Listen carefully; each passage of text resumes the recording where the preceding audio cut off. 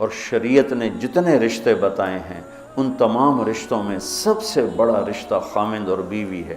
والدین کا بھی اتنا اہمیت قرآن نے نہیں بیان کی، بہن بھائیوں کی اتنی اہمیت بیان نہیں کی کہ والدین کے لیے چند آیات، بہن بھائیوں کے لیے چند آیات، باقی رشتوں کے لیے چند آیات، اور خامند بیوی کے لیے سینکڑوں آیات ہیں، سینکڑوں۔ قرآن بھرا پڑا ہے کہ یہ رشتہ بچ جائے، چونکہ باقی رشتے ٹوٹتے نہیں، یہ ٹوٹ جاتا ہے۔ میرا باپ سے رشتہ، میری اطاعت اور فرمان برداری ہو یا نافرمانی ہو، میں اپنے باپ کا بیٹا ہوں۔ میں اپنی ماں کو تنگ کرتا ہوں یا خوش رکھتا ہوں، میں اپنی ماں کا بیٹا ہوں، یہ رشتہ نہیں ٹوٹتا۔ میری بھائی سے لڑائی ہے یا صلح ہے، یہ رشتہ نہیں ٹوٹتا، لیکن خامند بیوی کا رشتہ ٹوٹ جاتا ہے، ایک بول پہ ٹوٹ جاتا ہے۔ تو ایک بات رہ گئی تھی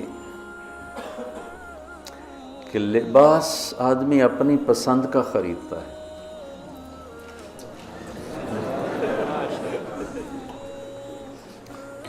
جب چھوٹا بچہ ہوتا ہے پھر تو ماں باپ پہناتے ہیں، جب وہ ہوش میں آ جاتا ہے تو وہ لباس اپنی پسند کا لیتا ہے، ماں کی پسند کا نہیں لیتا، باپ کی پسند کا نہیں لیتا ہے۔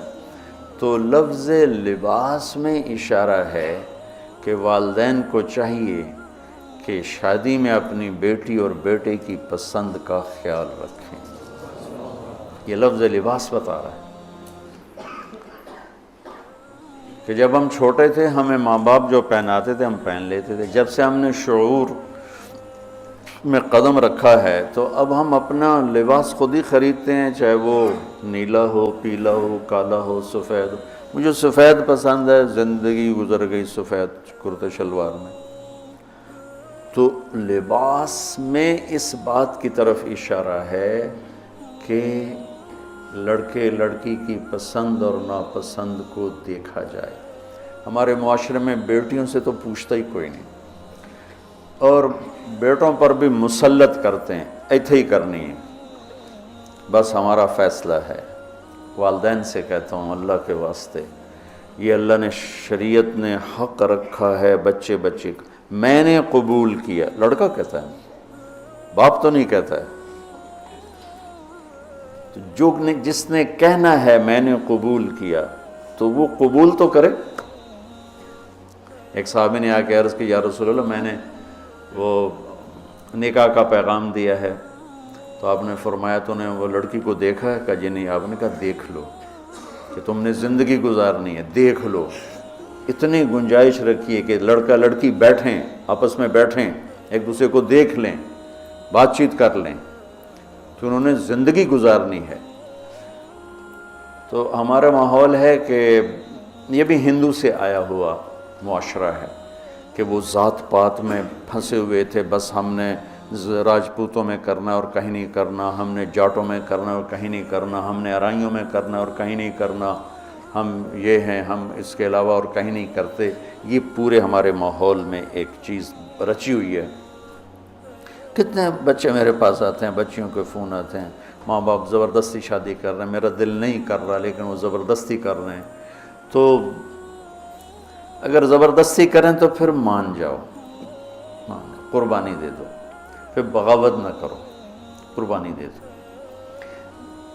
چونکہ ایک اس کے ضد میں انتہا کی بات ہو رہی، وہ ہے کورٹ میرج، کہ بعض بچے بچیاں اتنے باغی ہو جاتے ہیں کہ وہ عدالت میں جا کے اپنا نکاح کر لیتے ہیں۔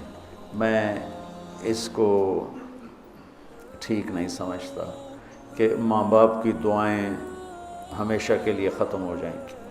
ماں باپ زیادتی کرنے پر آ گئے ہیں، مان جاؤ اور اللہ سے مانگو، اللہ پاک اس میں آپ کے لیے بہتری کی شکلیں بتائے گا۔ اس کیمرے کے ذریعے سے لوگ جو سن رہے ہیں، سارا ملک تو نہیں سن رہا ہے لیکن جو سن رہے ہیں، یہ شادی بچے کا معاملہ ہے، بچی کا معاملہ، اللہ کے واسطے پوچھا کرو، پوچھے بغیر کرنا زیادتی ہے۔ میرا نبی کی حدیث سناتا ہوں، ما تزوجت وما زوجت الا بوحی من السماء نزل به جبریل۔ میں نے شادی کی یا بیٹی کی شادی کی، پہلے آسمان سے وحی آئی، جبریل آئے، پیغام لائے، حکم لائے، پھر میں نے یہ کام کیا۔ ٹھیک؟ حضرت علی رضی اللہ تعالیٰ عنہ پیغام لے کر آئے ہیں. پہلے ابوبکر صدیق نے رشتہ مانگا، آپ خاموش یعنی انکار. عمر رضی اللہ تعالیٰ عنہ نے بات کی، خاموش یعنی انکار. عبد الرحمن بن عوف نے حضرت علی سے کہا تم جاؤ. وہ فرمانے لگے میں تو بہت غریب ہوں، میرا تو گھر بھی اپنا نہیں، مجھے دے دیں گے؟ کہاں دے دیں گے، تم جاؤ. تو حضرت علی تشریف لائے، را کے بیٹھے تو شرم کی وجہ سے بولا ہی نہ گیا. تو آپ نے فرمایا علی کیسے آئے؟ وہ چپ. اب آپ کو تو پتہ تھا علی کیسے آئے، آپ تو اندر دیکھ رہے ہیں. تو آپ نے فرمایا لگتا ہے تم فاطمہ کے رشتے کے لیے آئے ہوگے. کہا جی. تو آپ نے کہا انشاءاللہ، اور یہ کہہ کر اٹھ گئے.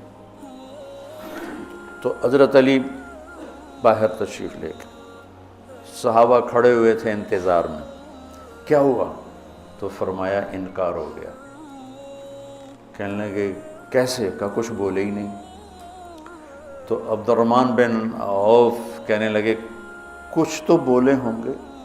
کہا بس انشاءاللہ کہا تھا. کہا تو پھر بس مبارک ہو گیا کام. تو حضرت علی نے پوچھا وہ کیسے؟ کہا اس لیے کہ نبی کا انشاءاللہ ہاں ہوتا ہے، لہذا تیرا کام ہو گیا. اچھا اب بچوں، میرے بچوں سنو. جبریل آ چکے ہیں کہ اللہ فرما رہے ہیں کہ یہ رشتہ یوں ہونا ہے، وہیں ہاں کر دیتے.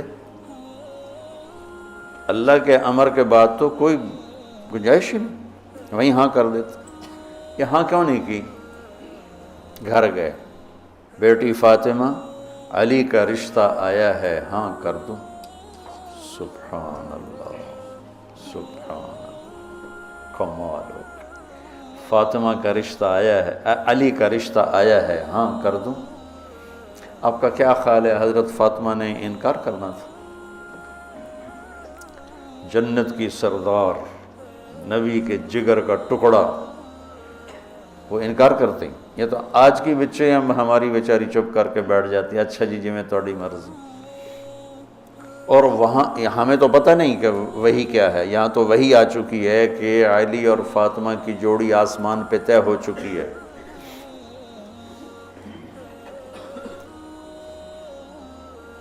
حضرت فاطمہ رضی اللہ تعالیٰ عنہ کے اقرار کے بعد آپ باہر تشریف لائے. وہیں اقرار کیوں نہیں کیا؟ ہمیں سبق دینا تھا کہ آسمان سے وحی بھی آئی ہو تو بھی بیٹی سے پوچھو. سبحان اللہ، سبحان اللہ، سبحان اللہ. آپ نے کہا علی بلاؤ لوگوں کو. تو وہ اس وقت مسجد بھر گئی ساری. تو آپ نے سامنے بٹھایا اور خود ممبر پہ کھڑے ہوئے اور فرمایا کہ لوگوں میرے پاس جبریل یہ پیغام لے کر آئے ہیں کہ میں اپنی بیٹی فاطمہ کا نکاح علی کے ساتھ کر دوں. پھر آپ نے خطبہ پڑھ کے فرمایا کہ علی میں نے 400 درہم کے عوض فاطمہ بنت محمد کو تیرے نکاح میں دیا، تو نے قبول کیا؟ تو انہوں نے کہا قبول. تو میں نے قبول کیا اور سجدے میں چلے گئے اور زور سے دعا مانگی، رب اوزعنی ان اشکر نعمتک التی انعمت علی وعلی والدی وان اعمل صالحا ترضاہ واصلح لی فی ذریتی انی تبت الیک وانی من المسلمین. یہ دعا مانگی اور اللہ کے نبی نے کہا آمین. آپ نے زور سے اوپر سے کہا آمین. پھر آپ نے سارے شرکائے نکاح کو شہد کا شربت پلایا اور کھجور کھلائی. شہد کا شربت اور کھجور کھلائی. تو آسمانی وحی کے بعد بھی باپ پوچھ رہے ہیں کہاں کر دوں؟ تو ہمارے پاس تو وحی نہیں ہے، اور ایک بچی نے زندگی گزارنی، ایک بچے نے زندگی گزارنی، اور ماں باپ ان کی وہ رائے کے خلاف اولاد بولے تو وہ کہتے ہیں یہ گستاخ ہو گئے ہیں، یہ نافرمان ہو گئے ہیں. اور پھر وہ ان کو وہ جذباتی طور پر ان پر پریشر ڈالتے ہیں. ہم نے تمہیں بچپن میں پالا، ہم نے، ماں کہتی میں تینوں دودھ پوایا، میں تیرے پوتڑے دھوتے، آج تو میرے اگو بلینا ہے. وہ اماں جی میں زندگی گزارنی ہے، تسی گزار بیٹھے ہو، میں گزارنی ہے. ہمارے دینی حلقے ہوں یا دنیاوی حلقے ہوں، نہ کوئی بچے سے پوچھتا ہے کہ بیٹا یہاں آپ کا کر دیں، آپ کا کیا رائے ہے، نہ کوئی بچی سے پوچھتا ہے کہ بیٹی یہ رشتہ آیا ہم ہاں کر دیں، بلکہ بچیوں سے چھپا کے رشتے کیے جاتے ہیں کہ وہ بچی کو پتہ ہی نہیں ہوتا۔ ہمارے پرانے تعلق والے ذمہ دار گھرانے کی بچی کہا جی مولانا صاحب چلو ماں باپ جہاں کر دیں ٹھیک ہے، ہمارا سر جھکا ہوا ہے، اتنا تو دیکھ لیتے انسان کا بچہ ہوتا ہے، ایک شرابی کے ساتھ میری شادی کر دی، عمر گزر گئی میری روتے روتے، فیملی میں ہی کرنا تھا تو کوئی اور شریف بچہ دیکھ لیتے، مجھے صرف فون پہ کہا گیا کہ باسی تیری منگنی کر دیتی ہے تو فلانی تاریخ نو تیری شادی، اور وہ شرابی تھا میرا، آج تک وہ شراب پیتا۔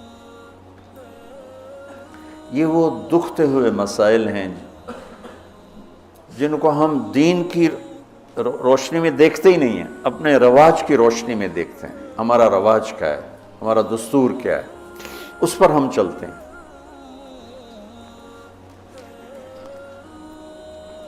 تو میرے نبی نے ہم عمر سے شادی کی، سودا،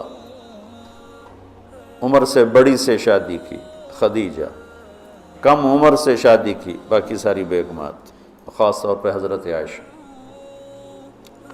مطلقہ سے شادی کی زینب، بیوہ سے شادی کی خدیجہ، حفصہ، کنواری سے شادی کی عائشہ رضی اللہ تعالیٰ عنہ، مالدار سے شادی کی خدیجہ، غریب سے شادی کی جویریہ، باندھی ہو کر آئی ہیں، ہمسر سے برابری میں شادی کی ام سلمہ، ام حبیبہ، اپنے خاندان میں شادی کی عائشہ، ام حبیبہ، ام سلمہ، یہ حفصہ، یہ قریش ہیں، خاندان سے باہر قوم میں شادی کی جویریہ، میمونہ، قوم سے بھی باہر یہود میں شادی کی صفیہ رضی اللہ تعالیٰ عنہ۔ یہ کتنی نسبتیں ایک عورت کی بن سکتی ہیں، ان سب میں میرے نبی نے شادی کی، اور آپ حیران ہوں گے اپنی 3 بیٹیاں بنو امیہ کو دیں جن کے ساتھ جانی دشمنی، ابو العاص کو حضرت زینب، ابو العاص بن ربیع بن امیہ بن حرب، اور عثمان بن عفان بنو امیہ، تو پہلے حضرت رقیہ کا کیا، پھر ام کلثوم کا کیا، اور علی اپنے گھر کے تھے، خاندان کے تھے، تو ایک فاطمہ کا رشتہ ان کے ساتھ کیا، اور حضرت عثمان کے نکاح میں جب حضرت ام کلثوم کا بھی انتقال ہوا تو آپ نے فرمایا میری 100 بیٹیاں ہوتی اور اس طرح مرتی، 100 کی 100 عثمان کے نکاح میں دیتی۔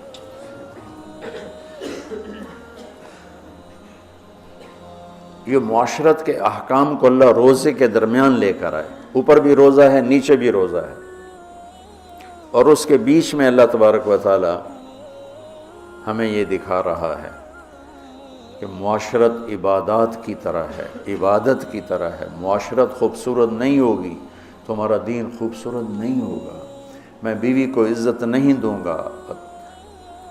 دیکھو طنز کا بول ایسا جیسے کپڑے پھاڑ دینا، بے عزت کرنے کا بول ایسا جیسے کپڑے پھاڑ دینا، اور میں کتنا ہی پاگل ہو جاؤں غصے میں اپنا کرتا خود نہیں پھاڑتا ہوں، میں کسی کا کرتا تو پھاڑوں گا، اپنا نہیں پھاڑوں گا۔